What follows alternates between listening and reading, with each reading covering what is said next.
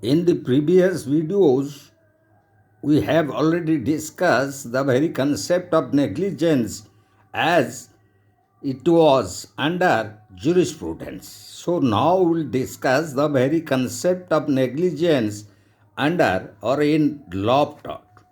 So regarding that, we will go to the very meaning and definition of negligence as we found under law of tort.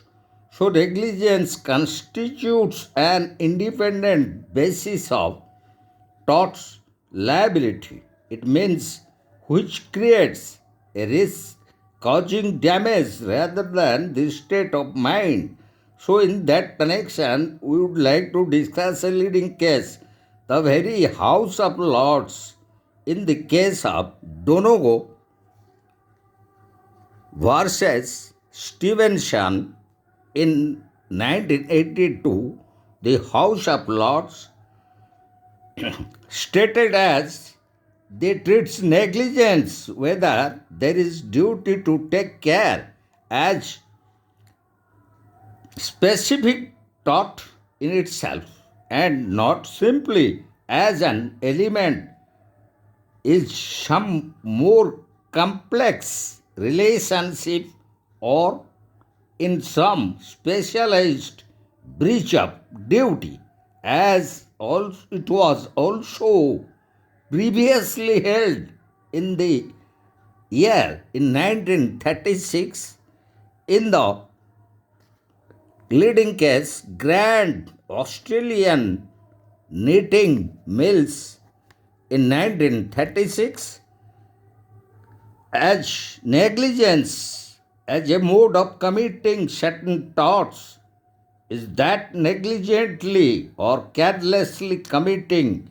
trespass or defamation. In this context, it denotes the mental element. So, also beforehand, the Queen's Bench Division in 1883 in the leading case Heaven and Pender, the Queen's Bench Division define negligence as an actionable negligence consists in the neglect of the use of ordinary care or skill towards a person to whom the defendant owes the duty of observing ordinary care and skill by which neglect the plaintiff has suffered injury to his person or property. So now we'll discuss regarding those conditions of liability under negligence. So regarding the very conditions of liability for negligence, those essential conditions for liability for negligence are the first one that the defendant was under a legal duty to exercise due care and skill, as there cannot be any liability for negligence unless there is a breach of some legal duty. Secondly, that the duty was towards the plaintiff.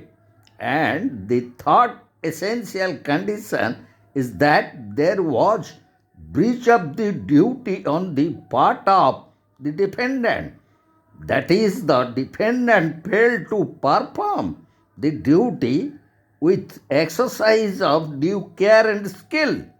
And the fourth essential condition is that there was consequential injury or damage thereby.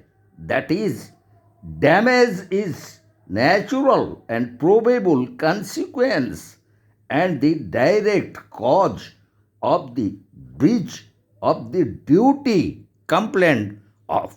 So, these are the conditions of liability for negligence as we found under the law of tort.